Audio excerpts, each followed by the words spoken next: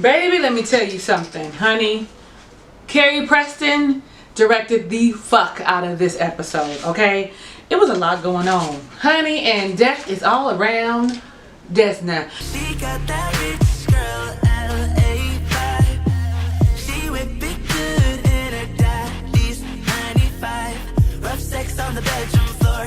Hop in the shower, she begging for more. Do not disturb on the hotel door. Waking the neighbors. All I want is champagne and sunshine. I am your girl, Talisa Rae. What's up? How you doing, Ray of Sunshines? We are reviewing Claws, season number 3, episode number 7. What is happening in America? Child, let me tell you. A lot.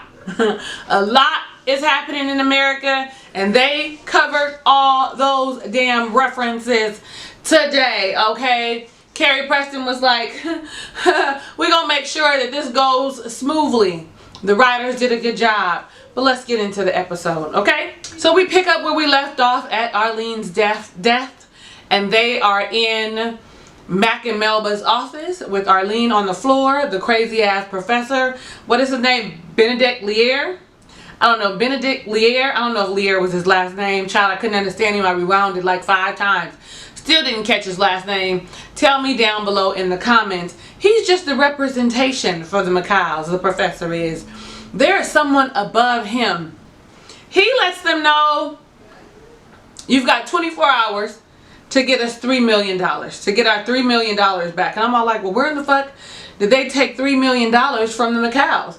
I'm confused. I really am. I'm all like, I don't remember any of that happening. I'm thinking to myself, what are they repaying him $3 million for? Repaying them $3 million for? If you know, you should tell me down below in the comments, because that I didn't understand. Was it just because y'all been faking the funk, stealing from us, laundering the governor's money and didn't tell us? Like, y'all, let me know down below in the comments. I'm sure you caught it and understand.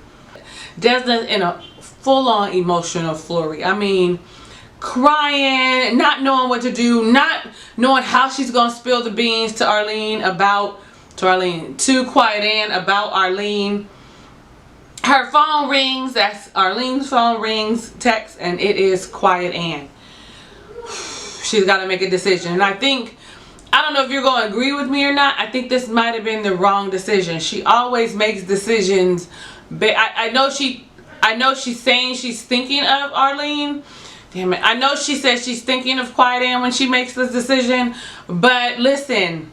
So now you're just going to compound lie after lie after lie. That's exactly what I have written.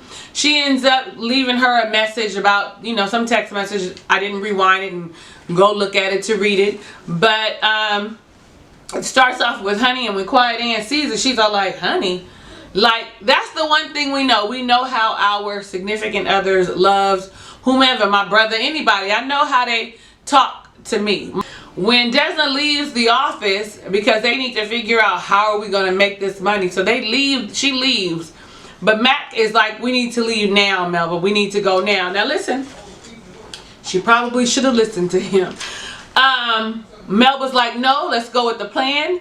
Dean has to win. When he wins, we'll take his windfall and we will kill him and we will leave. That's the plan. So let's just stick to the plan. We can't just leave now. We ain't got shit. We see Bryce and Jen. They see that the fight has gone viral. And also they have slurs written on the side of their van. Racist traitor, race traitor, I think is what it said. So this is one of those things that they are trying to, you know, trying to meld and blend as what's occurring now, you know, those superior race and all. Alright then. Brenda shows up, has a little conversation, but the big part is that Clay is looking at her through the window and Toby sees him watching her. And he's all like, okay, so you've already made up your mind. Toby is in his feelings, and rightfully so. Y'all, any noise you hear in the background, that's my 2 sons, honey. They playing some game, and me telling them to be quiet ain't working, okay? So we just gonna have to block them out. Can y'all do that for me? Down in the casino, Desna is sharing with Polly and with Roller what had just occurred. Arlene is dead. The professor says we need $3 million in 24 hours. Where in the fuck we gonna get this kind of money? Roller's like, well, let's talk to Uncle Daddy. They get to Uncle Daddy, and Uncle Daddy's like, well, first off, you don't fuck with the McCows, okay? You don't kill the McCows kill you, and I ain't got $3 million hanging around. If I did, I wouldn't be living here. Well, while they're there, the lynch mob, for lack of anything else, comes with their fire and chants and shit, talking about, I don't know what the fuck they were talking about, but pretty much wanting to put a hurting on Bryce and Jen for being race traitors, okay? You know, it's something different, but they finding a nice way to say it. Bryce decides he wants to come out and talk. Let me come out and, you know, give a little speech. That ain't working. He get ran right back in the house. But what I did notice right here is them red caps. Them red baseball caps. The trucker hats. Y'all know which ones I'm talking about. Don't act like you don't know, because if you acting like you don't know, don't worry. I'm going to tell you in just a second. They run his ass back in the house. A police squad pulls up. And guess what? The driver of the police car is Chad, who is the publisher, right, that was going to publish Bryce's book, is his brother. Y'all break it up now. The fuck you mean? Get the fuck up out of here. Nevertheless, we get to Anne, and Anne is having her fantasy sequence. She's tired, she's falling back, and it's probably part of her heritage. Like, it's not really, like, she's pregnant. Y'all know you have crazy dreams when you're pregnant, but again, she is of Latin descent, and so they too have their own kind of connection with their ancestors, right? Like, as we do as Africans. Well, she falls back and literally falls into some water, and she sees Arlene and is reaching out and calling to Arlene for her to grab her hand, but she can't, because while they are in the spiritual realm, Arlene is dead. She don't know it, but when she wakes up, she knows something is wrong. She can feel it in her gut. Like, okay, so when you're in love, you can really feel what's happening with your boo. You can really feel when something is off, when something is wrong. Everybody's in the salon still, but Quiet Ann calls Desna immediately, her best friend, her BFF, to say something's wrong. I haven't heard from Arlene. What do you know? She says she was going to the casino. Did you see her? Desna's like, I didn't see her. Calm down. You're not making no sense. Continuously lying to her. And I really feel like at this point, at least at this point, she should have told her. She had yet another opportunity to come clean with Quiet Ann, because this shit is going to backfire on her for sure, for sure. Hands down, it's going to backfire on her. Eventually, maybe not this season, but in a couple seasons, they are setting us up for the future. So after the previous night's fiasco, Uncle Daddy wants to find out where Chad lives and kill him. Desna has no time for that. However, Virginia has already located where he lives, but also has located that there are lots of memorabilia from the Confederate days, okay? And also that Chad lives on a plantation. Desna then has a bright idea. We can go, or was it Jen, whomever it was, the bright idea was given that we can go and steal all his Confederate memorabilia, specifically those gold bars to cover this $3 million deficit that we have with the professor. Anne arrives at the casino and she sees Dean, and she asks Dean about Arlene. Have you seen Arlene? He says earlier, but I haven't seen her since. She asks about Mac and Melba, and he says they're gone. I haven't seen them. When they pan over, we see the professor sitting with Dean at the mahjong table, getting ready to play mahjong with him. He's a germaphobe and likes the fact that Dean knows how many people sit there every day with their damn germs. He is instantly attracted to Dean as a person. And Dean is glad about that, because any attention that he gets from any male, he seems to gravitate to. Well, Desna hurries herself over and talks to Eminem about Chad, saying this is what we're going to do. I know him is what they say, and I don't like him, so I'm good with it. Let's rob the motherfucker. That's pretty much what she says. Well, in the meantime, Quiet Ann is calling Polly, who is in Joe's trunk, trying to find out about Arlene, asking if Desna is lying to her. And I felt it all in my spirit that Arlene was in full, lie mode. And you would think that Quiet Ann would understand it. They've been rocking with each other for long enough that she should be able to catch when Polly is lying. And I really felt like she did. Like she's starting to piece things together because it is uneasy. Well, when Joe finds her, he says, "What are you doing here?" And he lets her know, "I'm here to kill the governor." She pretty much says, "Listen, don't do it." He says, "Well, he got dirt on everybody. The professor said I needed to, so we're going to kill him. I'm going to make it look like a suicide." And she said, "Well, what's the plan? Because guess what? Now Polly is all in. Okay, we better be careful, Polly. Polly is about to switch on us. I can feel it in my spirit, and not in a good way." Well, we see Melba, Uncle Daddy, and Roller go up to Chad's door under the guise that they have black people in their neighborhood stealing cars. And I'm gonna just tell you something. Roller looks good in that seersucker suit. Y'all know I ain't really a fan of Roller, but he ain't got them gold teeth in his mouth. He looking like he got a little black running through him. I'm all like, "Oh yeah, you can get this goodness and mercy. I would give it all to you." Okay, listen, y'all, don't look at me like that. I'm just saying, I love a man in a suit, but I told y'all that last time. He looks good in a suit. When you see Jack on his bio and shit, you different person than Roller. He could get it.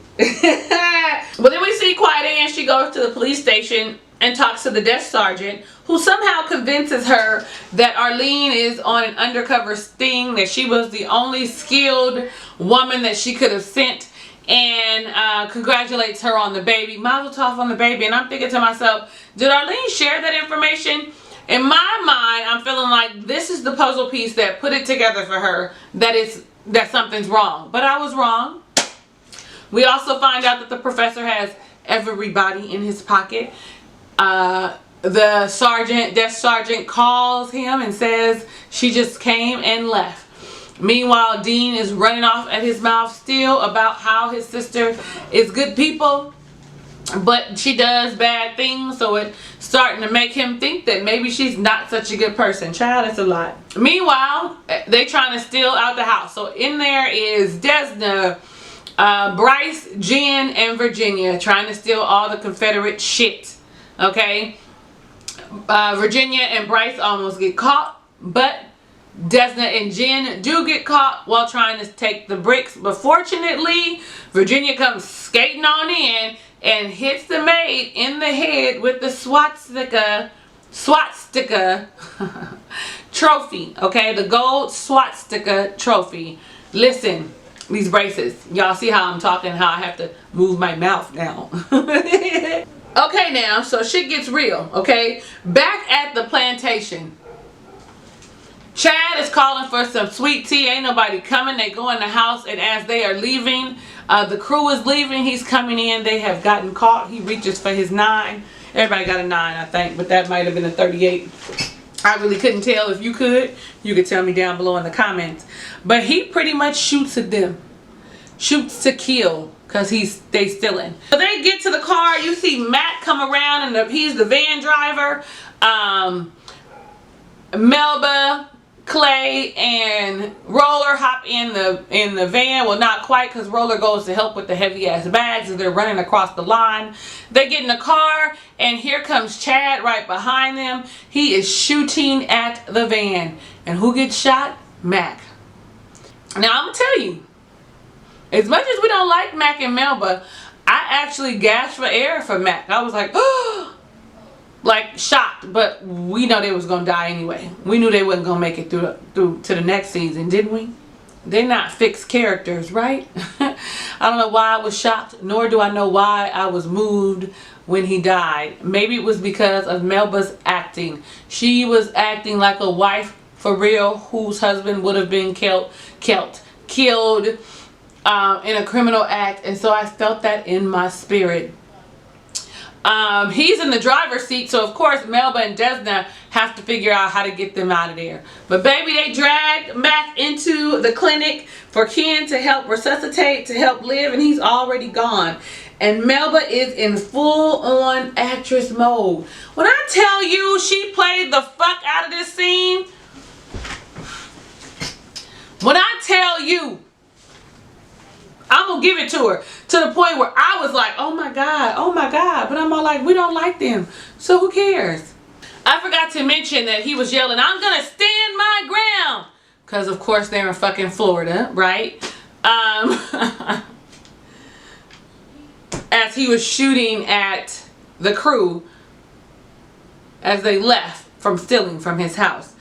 Meanwhile, at the casino, Dean has a prostitute, a lady of the night, an escort, a call girl, whatever you want to call her, come to visit him. I thought it was Virginia because it was right after all the shit had happened. But when she turns around, it is the one and only Christina Milian, okay? And I can see the resemblance, especially with that long blonde wig and all that ghetto acting that they be doing. They closed the door and I'm all like, what in the fuck is gonna be going on in there? Organizing, putting labels on shit, okay? On his, I think on like his little treats. I don't know what it was, but whatever it was organization. He misses Virginia dearly, but does not miss all the drama that goes along with her. Her trying to make him not play mahjong, okay? In addition, he wants her to sound like, walk like, look like, be on social media like Virginia. Christina Miliano wants some of them some of that good dark chocolate he got going on, but he ain't. Nope, I like it like this. Mahjong and my Virginia. Back at the stakeout, Patel's guest leaves. They go inside the warehouse to kill Patel. A struggle occurs, and it is a full-on struggle. Joe does not have the upper hand because why? They're not a bunch of women who are less stronger than him. Is that a thing? Anyway, or weaker than he is, that he can overpower. But during the struggle, something comes over Polly, and she decides, I have to help him. And she does. When Patel finally dies, right, you can see like this euphoric peace, look of glee, accomplished feeling over Polly. And I just keep thinking we are fucking in trouble. We are surely in trouble with Polly as it relates to Joe. Next thing you know, we see Polly crying. And he's all like, see, this is why I didn't want you to be in the darkness. And she was like, I'm crying because I'm happy. We in trouble. She's finally embraced the darkness. She's not afraid of the darkness anymore. I feel comfortable and at ease with you. And they say I love you. She says it first. I'm all like, oh, and she said, I feel like I needed to protect you, to save you at all costs. And that was the key to me. They said we are definitely in trouble. Because if I feel like I have to protect you at all costs, that means I'm going to flip on my girls for you. You know how you hoes be when you get a man. You forget about your friends. What about my friends? You be like, what about them? Okay? Anyway, back at the Masonic Temple, okay, after Mac has died, Clay has an epiphany. She makes this, candlelight dinner for the two of them. He's really, appreciative of it and says, I realize life's too short. I can't hurt the ones I love. Pretty much breaking up with her, that he needs to be with Toby. She wants to keep sneaking around and he's all like, I can't, I don't want to hurt Toby. And I'm looking at, well, what the fuck is that food that she made? What is that shit? It's that casserole, ain't it? And then, white people casserole. Child. And then he says, she says, you left your purple dildo. So he's the bottom. He's the bottom in the Toby and Uncle Daddy relationship. But he doesn't want to hurt Toby. But Toby has already walked away. So I think Toby is now on a full-on spiral maybe of destruction and hate. Y'all let me know what you think. What's going to happen next week with Toby? Because I didn't get to see next week's previews. So Melba and Desna drag the loot into the casino up to Melba's office to give to the professor. And I'm looking at them like, so now Melba and Desna, y'all friends, y'all writers, since y'all had to do this together, you guys have some kind of bond. First off, Melba gets upset, tells him when they say here's the money and it's more than what you asked for. He asks, where's your husband? And she says he's dead because of you. You know, she gets upset, visibly, rightfully so. So this is when I said, oh, okay, so y'all cool now? Y'all best buds? Y'all in this together? Because this is some shit you had to do? Girl, bye. She ends up taking Melba outside, trying to calm her down. When she comes back, the professor is like, okay, so you know what's next, right? Desna's acting like she ain't got good sense, common sense, don't know what's coming next. He says because she is grieving, she is unpredictable, and you need to kill her. She needs to die. And I'm not going to do it. You're going to do it. You need to kill Melba. It's going to be easier than she thinks, though. Considering the shit that's going on with Dean. But it don't get better, it get worse, okay? Desna goes home. After she reminisces about all the death, chaos, and havoc that she's caused by her actions and her affiliation, she gets home and she goes straight to lay down before taking off her clothes, before taking a shower and all that, and Anne is in the house. And Anne is like, Desna, tell me, what's going on? Where's Arlene? And she breaks down and she tells her that Arlene is dead. Check this out. Remember now, Desna got all this blood on her. She wrapped up. Check this out. She says that Mac killed Arlene. Not that the professor killed Arlene, but Mac killed Arlene. Well, we know that Mac is already dead. She's going to find that out, right? Not only is she going to find out he's already dead, she's probably going to go after Melba. Desna has just set Arlene up to be the one to kill Melba. Y'all, she being real dirty and not a good friend. At least that's how I see it. If you see it differently, let me know down below in the comments. Let me know that I'm wrong about what Desna's doing, because what she's doing feels conniving and deceitful. Let me know what you think about this entire episode, because I need to know how things are going to play out. Like, I've got questions, but it's late. I am your girl, Talisa Rae. Thank you so much for watching my review of Claws Season 3, Episode number 7, What is Happening to America? Listen, if it's your first time visiting my channel, click the subscribe button. Be a ray of sunshine. Click the notification bell so you can see all of my Claws reviews. And for me, thumbs up because you like me and I know it's real. Hugs and kisses and lots of love. I'll catch you on the next video.